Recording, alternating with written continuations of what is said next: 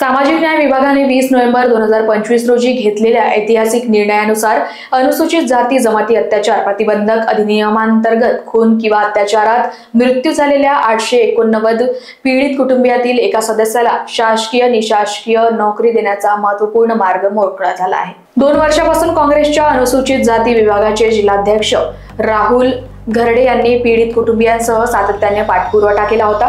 मात्र अनेक जिल्ह्यात जिल्हाधिकारी व समाज कल्याण अधिकाऱ्यांनी कार्यवाही न केल्याने प्रकरणे प्रलंबित होती। नवीन पद्धतीची काटेकोर अंमलबजावणी करावी अन्यथा आंदोलन छेडण्याचा इशारा राहुल घरडे यांनी पत्रकार परिषद दिला। मी राहुल घरडे, अध्यक्ष अनुसूचित जाती विभाग, नागपूर जिल्हा ग्रामीण काँग्रेस कमिटी। अनुसूचित जाती जमाती अत्याचार प्रतिबंधक अधिनियम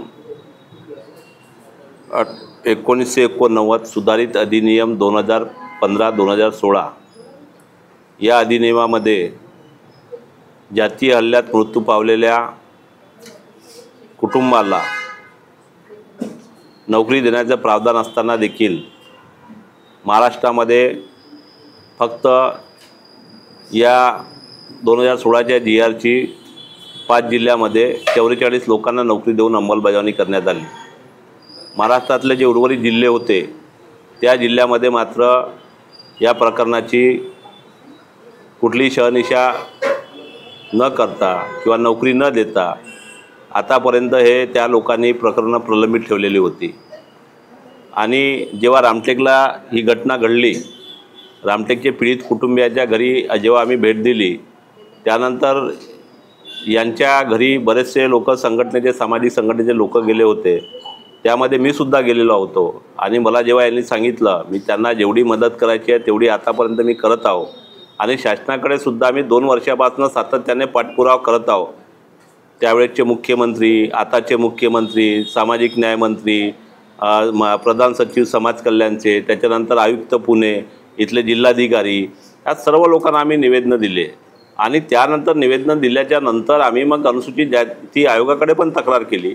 अनुसूचित जाती आयोगाने बैठक लावली आणि उच्चस्तरीय बैठक मुंबईला लावल्याच्या नंतर त्यांनी महाराष्ट्रामध्ये असे किती पद रिक्त आहेत, किती लोकांना नोकऱ्या दिल्या आणि बाकीच्या लोकांना का दिल्या गेल्या नाही असा जाब उच्चपदस्थ अधिकाऱ्यांना विचारण्यात आला। तेव्हा त्यांनी सांगितलं की महाराष्ट्रामध्ये फक्त 44 लोकांना आम्ही नोकऱ्या दिल्या, बाकीच्या नोकऱ्या आम्ही दिलेल्या नाही। त्याची कारण विचारली की त्या जिल्ह्या अधिकारी व सहाय्यक आयुक्त यांनी त्या नोकऱ्या द्यायला पाहिजे होत्या, परंतु ते उलटसुलट मार्गदर्शन शासनाकडे मागवत असल्यामुळे शासनाकडे हे एवढे प्रकरण प्रलंबित होते। आणि प्रलंबित असलेल्या प्रश्नाला न्याय देण्याकरिता शासनाने आता 20/11/2025 रोजी याच्या बाबतीची जी कार्यपद्धती आहे त्या कार्यपद्धतीचा त्यांनी नव्याने GR काढलेला आहे। आणि त्या GRनुसार महाराष्ट्रातल्या जे 44 लोकांना